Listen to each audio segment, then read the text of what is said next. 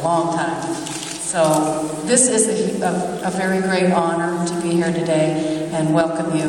We're here because we want labeling of genetically engineered, genetically modified foods. It is called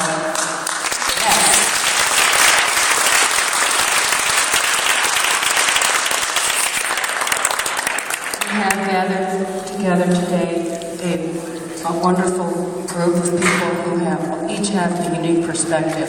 But first I would like to introduce you to Yunjun Cho, who is here in the state just to work on this particular bill. And we have another wonderful organizer. Hannah, please wave. Hannah Snyder, who's working up here in Santa Fe. And these gals are here with Food and Water Watch just to work on Senate Bill 18, a very, very important piece of legislation. So Yunjun is going to just tell you what genetically engineered, genetically modified foods are, briefly, in case you don't know. Yes, I agree. First, thank you all so much for being here today. Just very briefly, for centuries, farmers were able to use generations' worth of knowledge to breed seeds and livestock for the most desirable traits. However, for the past 15 years, genetically engineered crops have been commercially available in the U.S., and without a label, consumers are left in the dark. And so genetically engineered crops are created when genes from other organisms and species are inserted into crops in a lab. Most genetically engineered crops are developed so that herbicides can be sprayed without killing crops, or so that pesticides are created within each cell internally. Another trait of commercial genetically engineered crops are that the seeds contain a terminator gene, so that every year farmers will have to purchase new seeds. Great. Thank you. Okay, thank you very much. So we have a group of distinguished panelists here, and we're going to give them each a few minutes to give their unique perspectives, and then we'll take questions afterwards. But primarily and first and foremost, I would like to thank Senator Peter Wirth for introducing the Senate.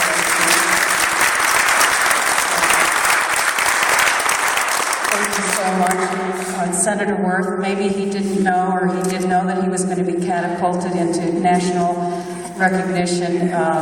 The national and international press has been talking about Senate Bill 18 as the new Proposition 37. It is an amendment to the New Mexico Food Act. It is not a ballot initiative, which means our lawmakers will get to vote on it. Just so you know, it will be heard in the Public Affairs Committee on Thursday afternoon, so please come back, give Senator Wirth some support at that time.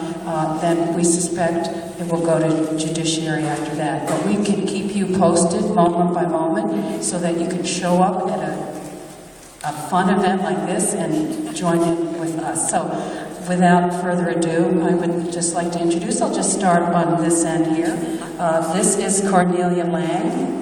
Dr. Cornelia Lange, MD. She is a graduate of the University of New Mexico School of Medicine with a residency in psychiatry. She is passionate about the well-being of New Mexicans and has presented research studies regarding public health issues both nationally and internationally. Dr. Lange believes that all participants in our healthcare community are a vital voice in public policy.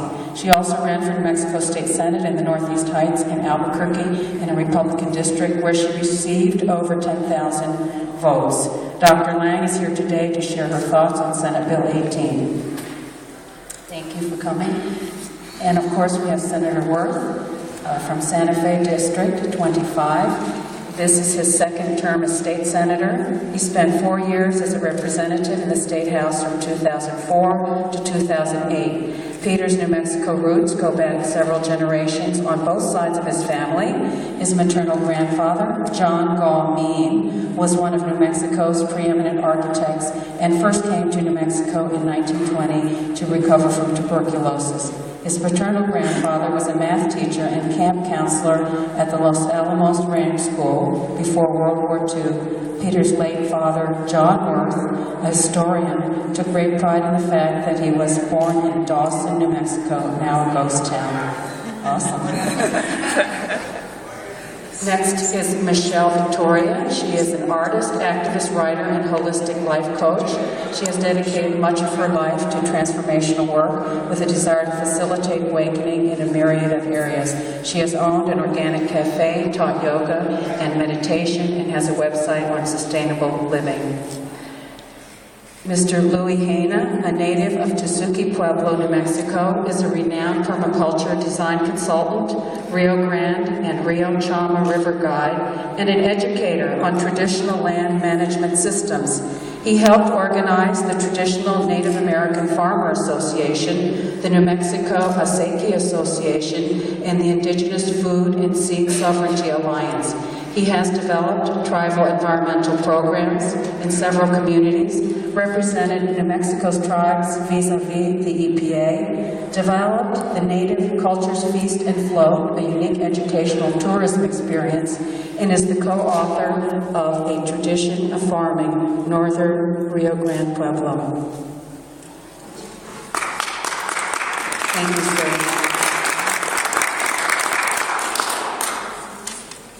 Will Prokopiak, am I pronouncing your name correctly?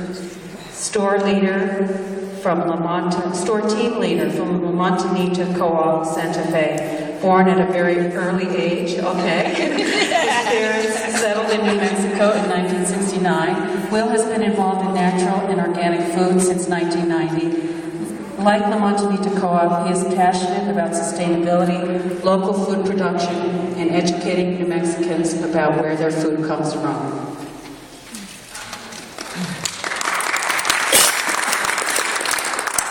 Mark Winnie has worked for 40 years as a community food activist, writer, and trainer, from organizing breakfast programs for low-income children in Maine to developing innovative national food policies in Washington, D.C. Winnie has dedicated his professional life in writing to enabling people to find solutions to their own food problems, as well as those that face their communities and the world. Mark is the author of Closing the Food Gap and Food Rebels, Guerrilla Gardeners, and Smart Cookin' Mamas. Yeah. Thank you.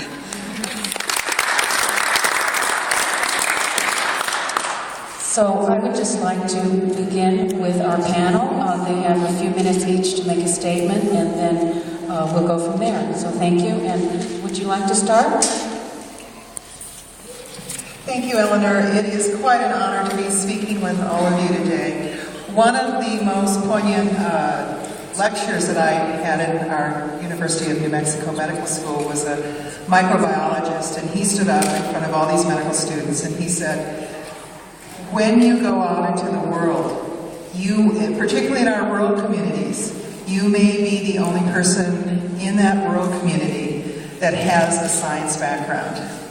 So I went to medical school, I completed a residency in psychiatry, and what really interested me was public health issues. So I was up in San Juan County, and I did a research study on attitudes towards HIV among both patients and physicians, and I was very fortunate to be sent to the International AIDS Conference in Berlin in Germany in 1992. And what struck me through this odyssey was that in talking with people and giving these big presentations at these national associations, everybody has a voice.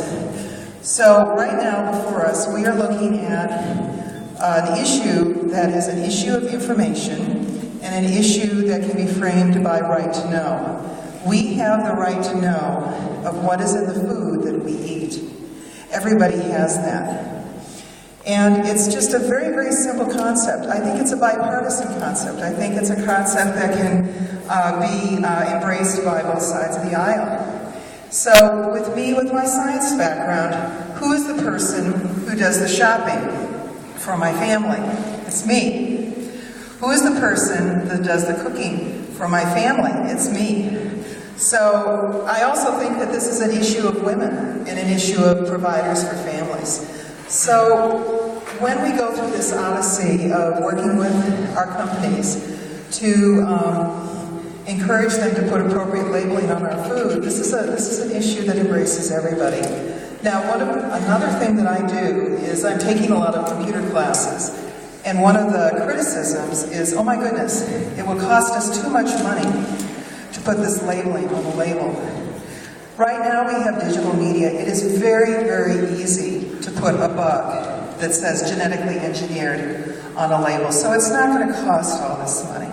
So join with us, embrace this bill, support Senator Worth, talk to all of our representatives, talk to our family, and please help us get this enacted as a measure in New Mexico. Thank you for your time.